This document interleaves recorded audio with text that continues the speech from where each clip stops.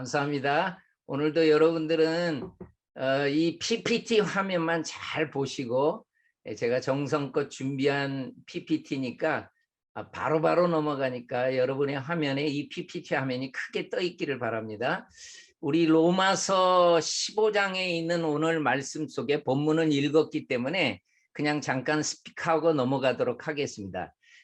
그렇지만은 이 이방인 선교를 할 때 이 표적과 기사의 능력으로, 이 성령의 능력으로 이 바울 선교사님도 이방인 선교의 문을 열었던 것을 우리가 기억을 합니다. 오늘 특강은, 이 선교사 열전의 특강은 우리 그 선교사님을 또 한 분을 제가 모실 텐데요. 여러분 뭐 살아있는 선교사님이 아니고 이제 다 돌아가신 선교사님이시지만은 이 선교사님의 사역을 통해서 우리가 참 배우고 느낄 게 너무 많습니다. 여러분 여기는 학교입니다. 이게 마운트 헐먼 스쿨이라고 해가지고 남학교인데요. 매사추세츠의 노스필드에 있는 학교인데, 이게 연도를 봤더니 1879년에 세워진 학교입니다. 그런데 이 학교가요, 우리가 잘 아는 이 드와이트 무디에 의해서 이 학교가 시작이 됩니다. 그런데 이 무디 이 부흥사한테 찾아오는 젊은이들이 있었어요. 그래서 이 젊은이들이 어떻게 찾아왔냐면은 무디 이 부흥사님한테 이제 요청을 하는 거죠. 우리가 이 학교를 집회 장소로 썼으면 좋겠습니다. 그래서 이 대학생들을 집회를 하려고 하는데 이 장소를 좀 써도 좋겠습니까? 그래서 이제 무디 부흥사님이 이제 물어본 거죠. 그러면 집회 기간을 얼마나 생각을 하고 있느냐? 그랬더니 이 젊은이들이 말을 하는데, 놀랍게도 7월 1일 날 시작해서, 지금 여러분 7월 달 아닙니까? 7월 1일부터 집회를 시작해가지고 7월 30일까지 쓰겠다는 거예요. 그러니까 한 달 내내 여기에서 대학생 집회를 하겠다는 거예요. 그러니까 학생들은 방학이었으니까 대학생들이 이제 와서 집회를 하겠다는 것입니다. 여러분 무디가 허락해 줍니다. 그래가지고 대학생 집회가 바로 요 헐먼 스쿨에서 마운트 헐먼 스쿨에서 이렇게 시작이 된 거예요. 허락을 받아가지고. 그래서 이제 첫 번째 서머 바이블 컨퍼런스가 이제 시작이 됐다는 거죠. 251명이나 참석을 했어요. 정말 많은 사람이, 첫 번째인데도 그 미국 전국에서 각지에서 이분들이 선교 동원을 해가지고 모집을 한 거예요. 251명이나. 여러분 이 시작이 어떻게 됐나 봤더니 1886년에 지금 251명이 모였지 않습니까? 근데 쭉 역사를 쭉 내려가 봤더니 어디서부터 시작이 됐냐면은 바로 여기입니다. 이게 헤이스택이라고 하는 이 건초더미죠. 우리가 잘 알고 있는 이 1806년에 이 5명의 이 대학생들이 건초더미에서 뭐 산에서 기도를 했습니다만, 야외에서 기도를 했습니다만, 비가 너무 오는 바람에, 풍랑이 치는 바람에 이 폭풍을 만나가지고 이 건초더미 속에서 이분들이 자신의 삶을 하나님 앞에 드리는 거예요.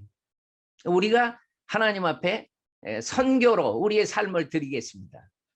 그래가지고 그 장소에다가 이 헤이스택 마뉴먼트라는 기념비가 생기는 거죠. 그러니까 건초더비 기념비가 생기게 됐던 것입니다.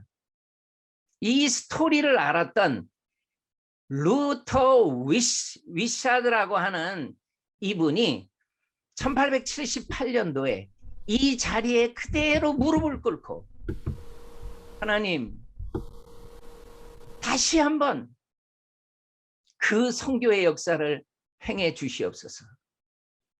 눈물로 기도를 합니다. 기도만 하고 끝난 것이 아니라 이렇게 251명이 모일 수 있는 집회를 갖게 되는 주역이 됐던 거예요. 이때 강사로는요, 무디 이 부흥사님도 항상 이 메시지를 전했지만은 특별히 이 선교 동원의 은사가 있었던 이 피어슨 이분이요, 이 목사님. 이분이 강력하게 이 251명에게 도전하는 것이 우리 모두 가야 된다. All should go. 우리 모두 가야 된다. 어디로 가느냐? Go to all. 모든 민족에게로 가야 된다. 그래서 강력한 메시지가 선포됩니다. 그래서 이 스튜던트 발런티어 무브먼트가 바로 여기에서 태동하게 됐던 것이죠. 여러분 1906년에서 1909년 3년 사이에 한국에 온 선교사님들이 135명이 있었답니다. 근데 이 135명 중에 81명이 SVM 운동에 거기에 참여해서 선교 도전을 받은 분이라고 하는 거예요. 그러니까 이 역할은 정말 대단했습니다. 한국을 살리는 운동이었습니다. 그때 주역이었던 이 루터 위샤드라고 하는 이분이 이제 나이 많았을 때 이제 찍은 사진이죠. 당시 주역의 이 SVM의 주역의 한 사람인 이 존 모트. 이분은 천재적인 탁월한 행정가였다고 합니다. 동원 사역도 너무 잘하시고요. 그리고 로버트 윌더라고 하는 분, 이분은 정말 선교 동원의 은사가 있는 분이었습니다. 왜냐하면은 이분은 인도에서 태어난 선교사님의 자녀입니다.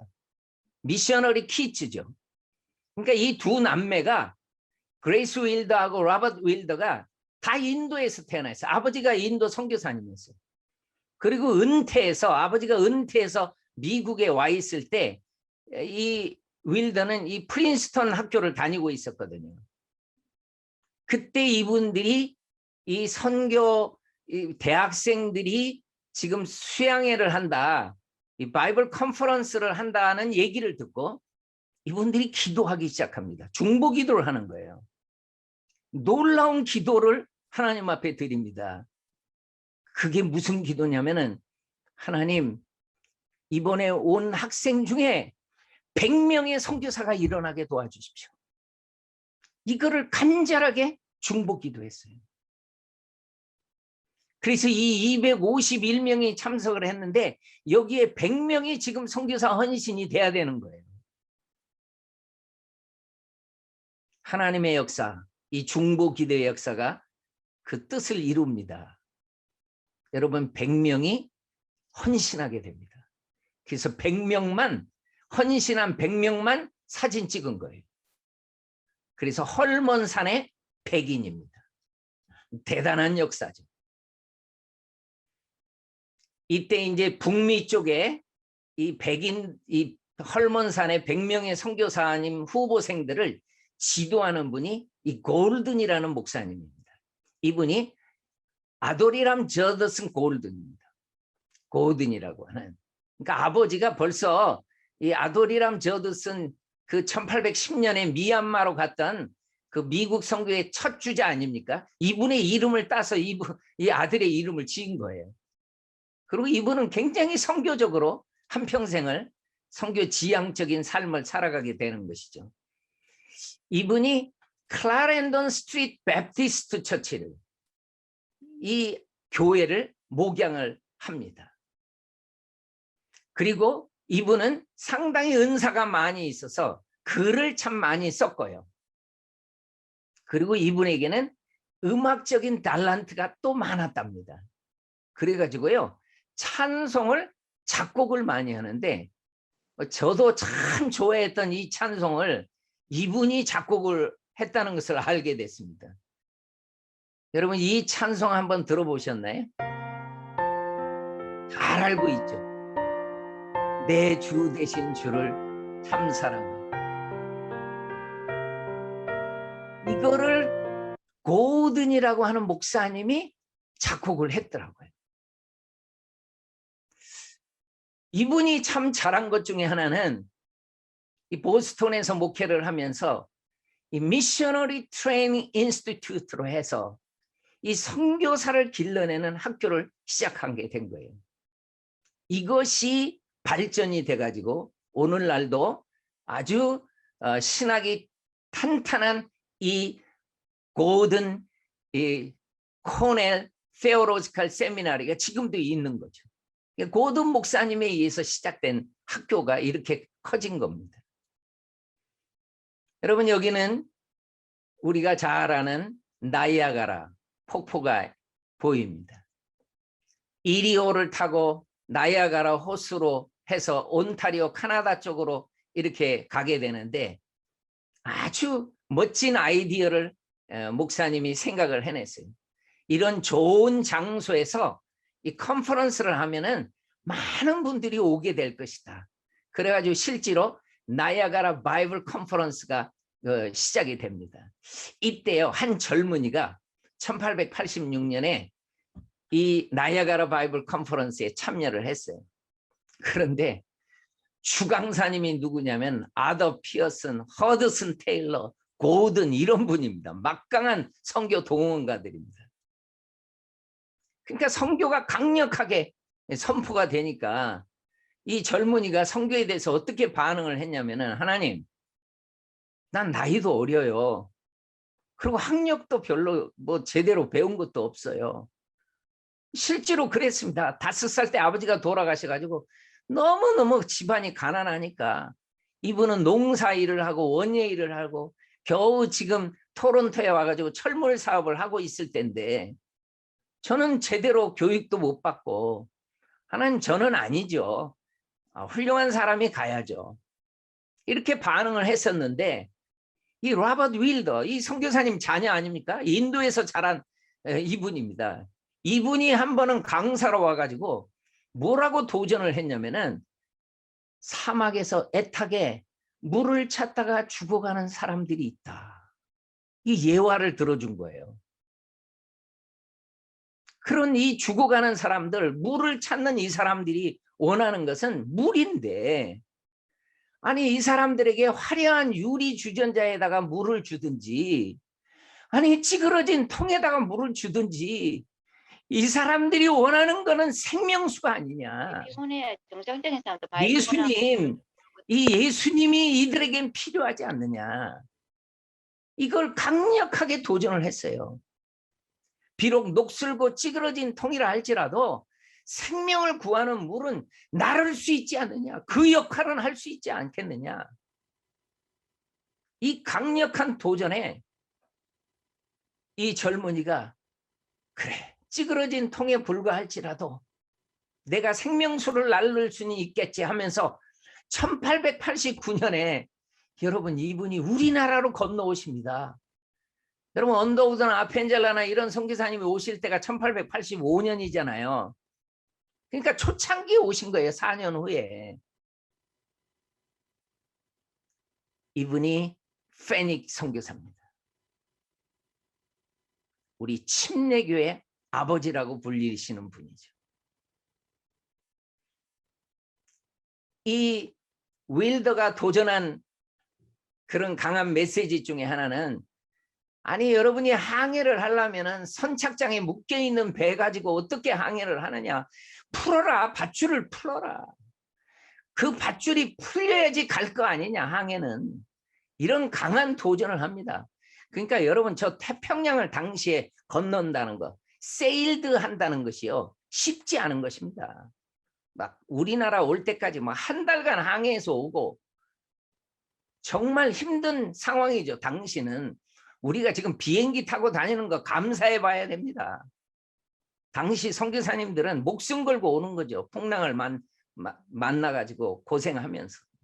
그러니까 세일드라는 이 단어가 이 SVM의 이 다큐멘터리, 그분들의 서류 속에 이 세일드가 찍히느냐 안 찍히느냐, 이거 굉장히 중요했던 거예요. 그래서 이분들이 지원서를 넣는데 저렇게 SAILED, 세일드라고 찍히면은 이분은 선교사로 나간 겁니다. 또 한 분의 서류에도 세일드라고 찍혀 있습니다. 이분들은 다 선교사로 나간 겁니다. 여러분, 그러나 이 세일드만 있는 것이 아닙니다. 또 하나의 도장이 찍힙니다. failed라는 도장이 찍힙니다. 이분들은 못 간 겁니다. 어떤 분은 가고 어떤 분은 못 간 겁니다. 우리가 SVM의 그 이야기를 들어보면은 근 10만 명이 선교사로 헌신을 했는데 2만 500명만 세일드 했다고 나옵니다. 쉽지 않은 거죠. 그런데 저는요, 이 페일드 된 사람들에게는요, 이 미셔너리 컴플렉스가 있어가지고요, 정말 선교 지향적인 목회도 하고요, 선교 후원 끝까지 하고요, 이런 분들이 또 놀라운 역사가 나타납니다. 그러니까 세일드든지 페일드든지 전부 선교에 열심을 내게 됩니다. 말콤 페닉 이 선교사님 책도 나와 있죠. 시대를 앞서간 선교사, 서울에서 언어 공부를 하고, 그리고 황해도 서울에 가가지고 또 언어 공부를 합니다. 그때 이분에게 도움을 줬던 이 서경조 이분이 큰 도움을 줘가지고 이분은 이 황해도에 가서 바로 1890년에 요 찬송을 갖다가 이렇게 서경조 씨의 도움으로 찬송가가 나왔어요.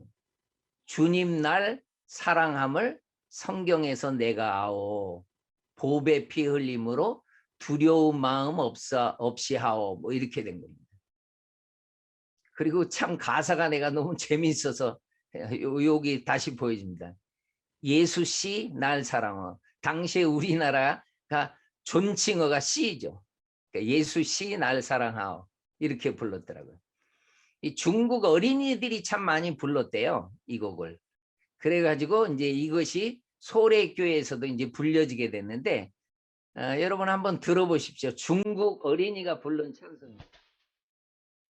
뭔가 잘 보세요.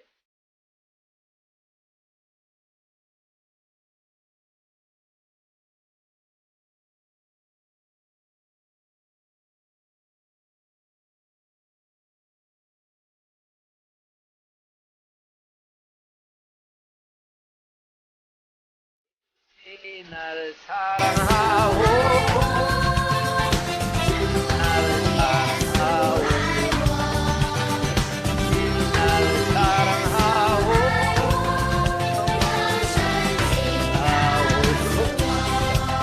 여러분 이분은 한국에 온 지 2년 만에 요한복음을 서경주 씨의 도움으로 요한복음이 나와요. 그리고 이 페닉의 번역은 원산 번역이라고 해가지고 신약 성경이 다 나옵니다. 1919년에 완역이 되는 거예요. 이게 참 특이한 것은 아주 우리 한국 사람이 이해하기 좋게 이 토착민 원어에 맞게끔 번역이 돼 있어요. 재미나는 그 번역 내용이 있어서 하나 소개합니다. 처녀를 색시로, 새악시로, 그리고 석청을 상꿀로. 저는 상꿀이 더 와닿는 것 같아요. 석청 이게 몰라보겠어요. 석청이 뭔지. 와일드 하니 이렇게 영어로 보니까 이것이 그냥 들에서 나는 그 꿀이구나. 이 상꿀 번역 잘 된 것 같아요. 우리나라 사람한테 서기관 이렇게 얘기하면 우리가 얼마나 알겠습니까? 그래서 이 서기관을 선비들 하니까 그대로 막 와닿는 거죠. 이런 귀한 사역도 했었습니다. 이분은 원산에서 이렇게 들리기도 합니다만은 내가 선교사로서는 좀 부족하다. 다시 준비를 해서 와야 되겠다 해서 이분은 3년간 우리 한국에 있다가 선교사로 다시 준비해서 오려고 태평양을 다시 건너갑니다. 1893년에 건너가가지고 이분이 시작했던 이 보스턴 미셔너리 트레이닝 스쿨에서 훈련을 받습니다. 골든 목사님한테. 그래가지고 이 아더 피어슨이나 아도레남 고든 이 목사님한테 페닉이 목사 안수를 바꿔요. 그리고 이 코리안 아이티러넌트라고 하는 이 순회 선교회, 순행이죠. 순행. 돌아다니면서 복음을 전한다 하는 이 선교회를 조직을 해가지고요. 재내안을 했어요. 그러면서 사역을 하는데 이 특별히 골든 이 목사님한테 우리가 또 하나 알고 넘어가야 될 것이 이 클라렌던 침례 교회를 하고 있을 때 이 핑이라는 집사님이 아주 그 딸 하나가 엘라라는 딸이 있었는데 딸이 병으로 죽었어요. 그래서 자기의 재산을 딸이 가져야 되는데 이거는 이제 재산을 물려줄 사람도 없고 해서 이 띵 집사님이 이 골든 목사님 교회 집사님이었기 때문에 골든 목사님한테 모든 금액을 자기의 재산을 다 이렇게 드립니다. 엘라에게 넘어갈 재산권을 전부 준 거예요. 그래서 이 엘라 띵 기념 선교회가 생깁니다. 그러니까 고우드 목사님이 1894년에 선교사를 우리나라로 파송을 해줍니다. 이 페닉한테 우리 이 민족에 대한 얘기를 많이 들었거든요. 그래서 폴링이라는 이 선교사님이 우리나라에 1894년에 들어오게 됩니다. 이분은 이 페닉하고 같이 공부도 했고 목사 안수도 같이 받았거든요. 그리고 이 지병석이라는 이런 분을 만나가지고 이분이 이 포목 장사로 강경에서 서울까지 인천으로 와서 장사했던 분인데 이분을 만나가지고 복음을 전해서 이분의 고향 강경으로 내려와가지고 강경에서 교회를 시작합니다. 이분의 집에서 시작했다가 아주 넓은 땅을 사가지고 저렇게 기역자 교회가 예배당에 지어지는 것입니다. 여러분 이 교회가 침례교회에서는 가장 첫 번째로 세워진 교회입니다. 강경 침례교회입니다. 제가 참 하나님의 뜻이 있었나 봐요. 대전에 일정이 있어서 내려가면서 내가 이 강경을 가봤었거든요. 그래서 오래전에 찍은 사진이었는데 제가 다시 갔어요. 다시 가가지고 거기에 올라가서 제가 이거 며칠 전에 찍은 겁니다. 저 강경에 금강이 흐르고 있는 모습이 보이고 이렇게 세워졌던 교회라는 거죠. 그게 지금도 강경에 저렇게 강경 침례교회가 세워져 있습니다. 이게 최초의 우리 침례교회입니다. 강경. 그리고 엘라싱 선교에서는 1896년에도 선교사를 파송하는데 이 폴링 선교사님이 아들이 강경에서 태어난 이 아들이 양화진에 잠들어 있거든요. 그래서 그 아들을 양화진 땅에 묻고 이분은 미국으로 돌아갔을 때 그 뒤 바톤을 이 프레드릭 스테드만 이 선교사님이 이어나갑니다. 그래서 이분들이 선교를 하면서 공주에서 사역을 하면서 공주 침례교회가 생겼는데 지금 교회 이름을 바꿨죠. 꿈의 교회라고.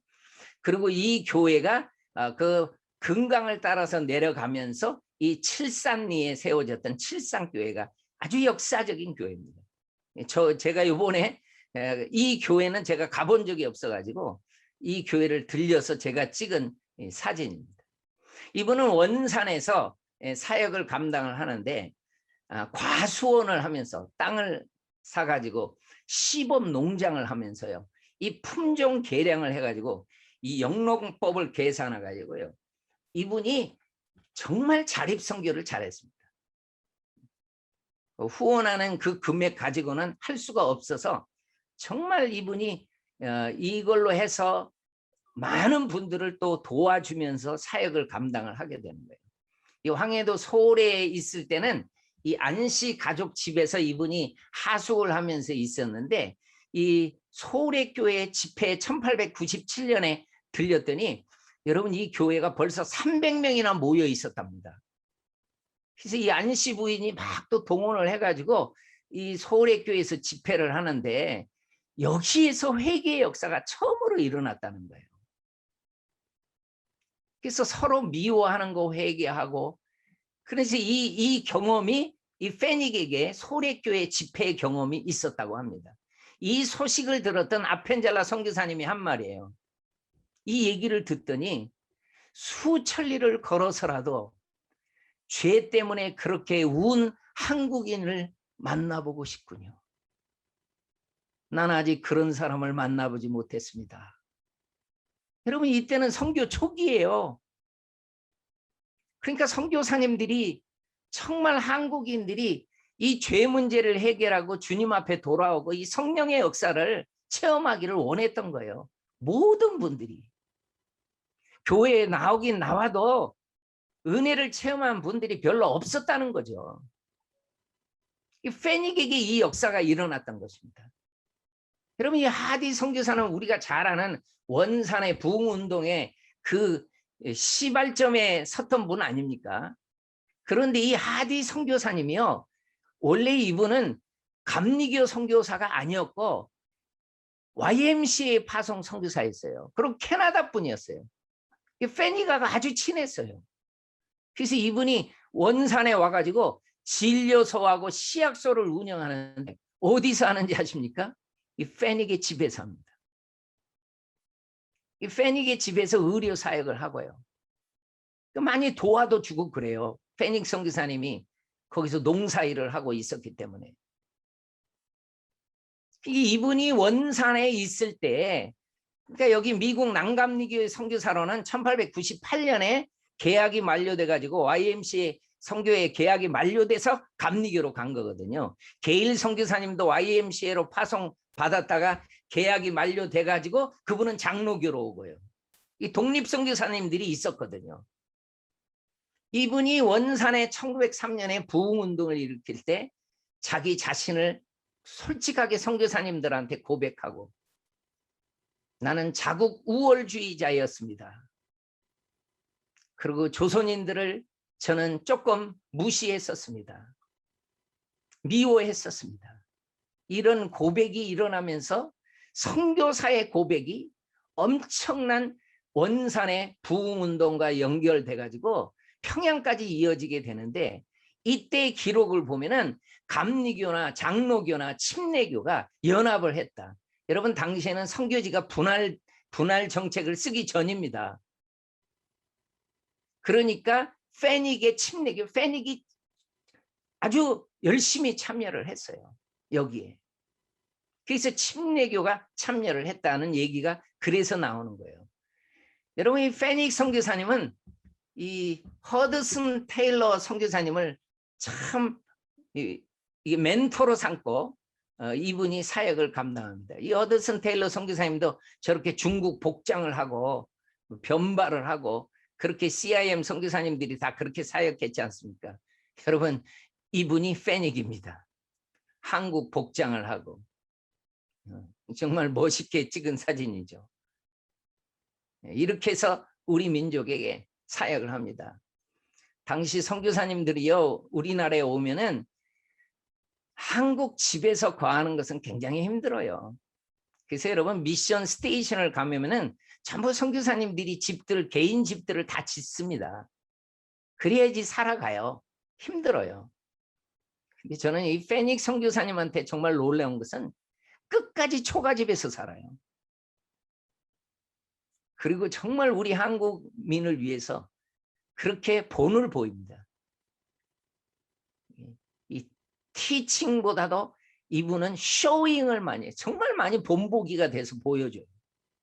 그러니까 이 허드슨 테일러 선교사님도 이 말씀을 붙잡았거든요.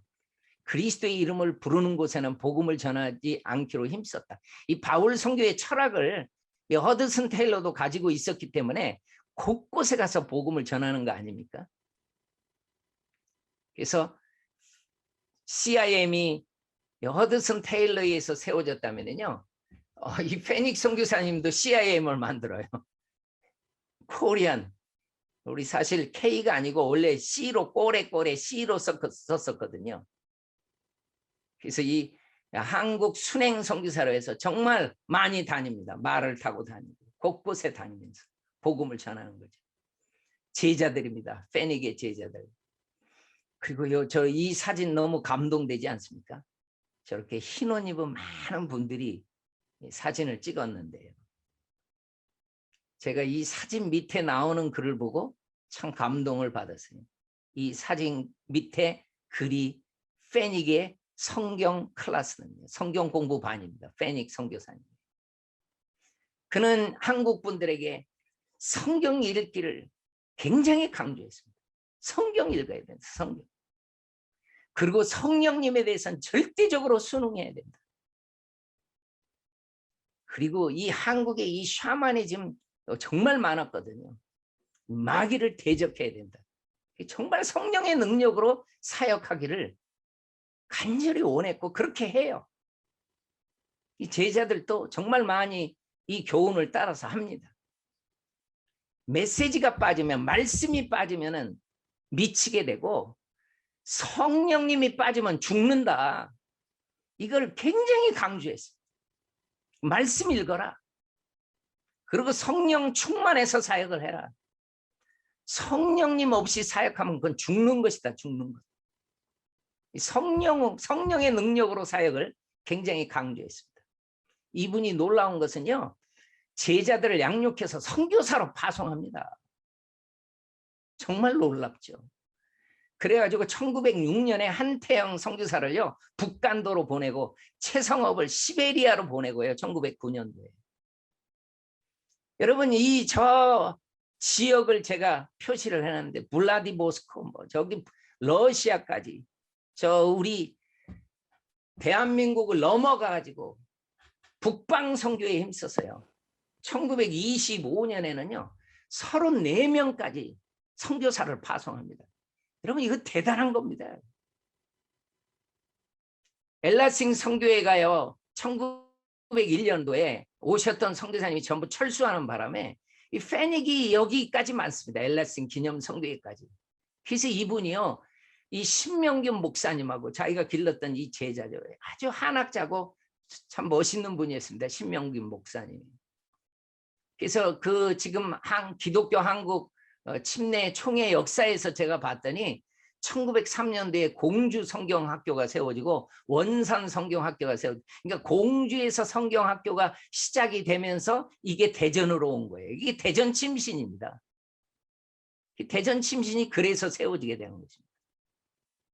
이 신명균 목사님을 맡겨놓고 이분은 이제 원산에서 사역을 해야 되기 때문에 맡겨놨는데 이분의 사역 열매를 보고요.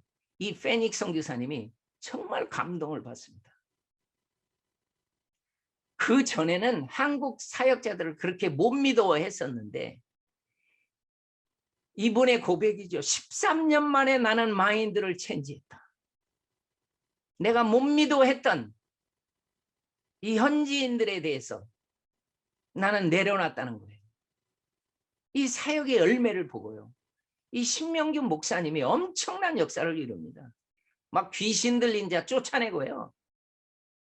그러니까 엄청난 자기보다도 더 놀라운 일을 하는 것을 보고요. 이분의 고백입니다.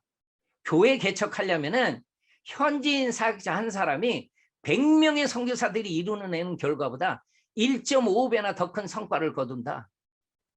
아니 100명 선교사보다 현지인 한 사람이 그런 역사를 이뤘다는 거예요. 그렇게 고백한 거예요.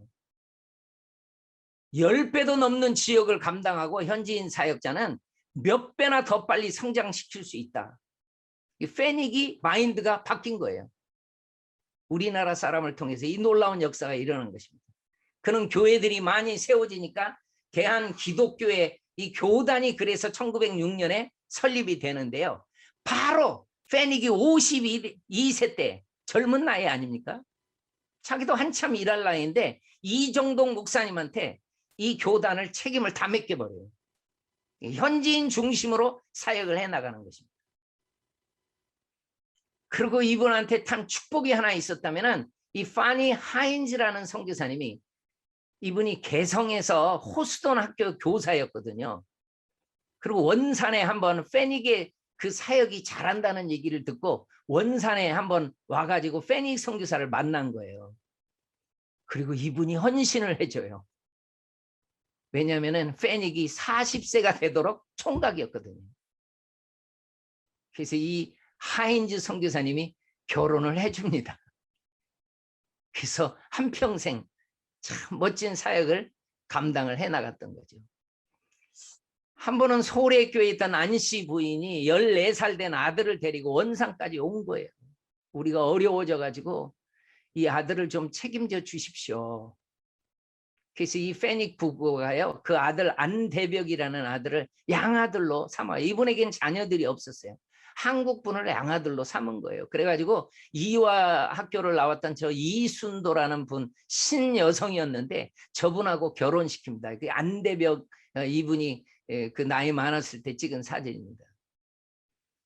이분이 1918년에 큰 아픔을 당한 것이 뭐였냐면은 박노기, 김희서, 전영태, 최응선 이 네 사람을 시베리아 선교사로 파송을 했는데 이 포셋 해에서 모카우 지점에서 선박이 침몰하면서 다 4명의 선교사가 순교당하는 그런 아픔도 맞이하게 됩니다. 한평생 사역을 하면서 사랑하는 부인도 1933년에 돌아가셨는데, 부인이여 그대는 잠시 그늘 아래 쉬고 있으세요. 영광으로 오실 주님 그날에는 이별이 없는 기쁜 상봉 기약하오니 하면서 부인도 떠나보내고 그 2년 후에 이 선교사님도 원산에서 묻히게 됩니다. 참 우리가 안타까운 것은 이게 공산화가 돼가지고 못 간다는 거죠. 나는 침례교 우리 선교사님 목사님들도 굉장히 안타까워하는 부분이 이 부분이에요. 아니 이 우리 침례교의 아버지가 왜 저 북쪽에서 다 이래가지고 이 남쪽에서 일했던 분들은 뭐 미션 스테이션이 있다, 학교가 있다, 이걸 다 그게 있는데 이분은 저 북쪽에서 일해가지고 많이 안 남긴 뭔 우리가 못 보는 거 아닙니까? 이분의 묘도 원산에 있었거든요. 여러분 이 안대백이라는 분이요, 또 이 참 멋있더라고요. 페닉스 선교사님은요, 자기 재산을요, 남아있는 재산을 자기 양아들한테도 맡기지만은 혼자 하면은 이게 다 혼자서 다 이렇게 재물을 마음대로 쓸 수 있으니까 전부 재정 담당하는 사람들을 3사람을 일임해가지고 아주 재정도 철저하게 다 물려줘요. 다 물려주고 갑니다. 이분이 뭐 공산화가 되니까 해방 이후에 신앙의 자유를 찾기도 힘든 거예요. 재산 다 몰수당하고. 그래서 이분이 1946년에 서울로 월남에 왔는데 자기 집에서 교회를 개척을 하더라고요. 여러분 그 교회가 지금 서울에 있는 서울 침례교회입니다. 이게 다 연결이 돼요. 그리고 존 아바턴이 이 남침례교회하고 제휴하고 결속하는데 이 안대벽 이분이 다 담당을 합니다. 부산에서 있으면서. 전쟁이 일어나니까 이 존 아바턴이 이 선교사님은 필리핀에 잠깐 왔었는데요. 안대벽 이분이 부산으로 다시 오라고 그래요. 와가지고 부산에 오면은 거기에서 교회를 하고 병원을 하고, 여러분 부산에 가면 침례 병원이 그래서 생기는 겁니다. 인천에도 성혜원과 시은 중학교를 세우는 데 도와주고, 서울에 총회 사무실 세우는 것도 도와주고, 대전 침례신학교 땅 사는 것도 도와주고, 그 대전 침례교회가 그렇게 생기는 거고, 교단 총회장도요 5번이나 총회장을 역임하고 52년부터 이분이 50년도에 목사 안수를 받았거든요. 그 목사 안수 받은 이후로는 이 또 기이한 사역을 감당해요. 여러분 이 사진이 뭘 얘기하는지 아십니까? 이 페닉스 선교사님 우리나라에 오셔서 비록 자신은 잘 배우지 못한 선교사라고 생각했지만은, 그러나 생수를 날르는 예수님을 증거할 수는 있었지 않습니까? 그래서 이런 귀한 분들의 사역을 감당하면서 우리 침례교회, 놀라운 침례교 선교의 아버지가 되시고 엄청난 역사를 이루는 것을 우리가 보게 됩니다. 그 이후로 우리는 보지 않습니까? 빌리 그라함 목사님, 우리 침례교 목사님 아닙니까? 김장한 목사님, 그 6.25 때 수원에서 미군들 막사에서 구두 닦던 이 소년을 한 분이 미국에 데려가가지고 그 미국에서 그 공부하고 그리고 결혼해가지고 남침례교회 선교사로 우리나라에 온 거예요. 김장한 목사님은요. 엄청난 여러분 그 기독 우리 방송을 우리가 극동방송을 생각을 하면은 이분이 하신 일이 얼마나 큰 일인지. 우리가 지난번에 부활절날 모셨던 이동원 목사님, 그 침례교 목사님 아닙니까? 그리고 우리 선교사님들이 컨택해가지고 모신 거 아닙니까? 이런 놀라운 역사는 선교사님이 선교지에 갔기 때문에 세일드 했기 때문에 일어난 축복이었습니다. 기도하겠습니다. 하나님 아버지, 우리 선교사님들 하나님 선교지에서 사역을 하는데 예수님을 하나님 그들에게 전하기 위해서 가서 많은 현지인들에게 예수님을 증거하고 있습니다. 그 현지인들이 주님을 만나고 놀라운 역사를 이루고 있습니다. 하나님, 우리 선교사님들 축복하여 주시옵시고 이 예수 생명의 역사가, 이 선교 행전의 역사가, 생명 행전의 역사가 놀랍도록 전 세계에서 나타나도록 축복하여 주세요. 살아계신 예수님의 이름으로 기도합니다. 아멘.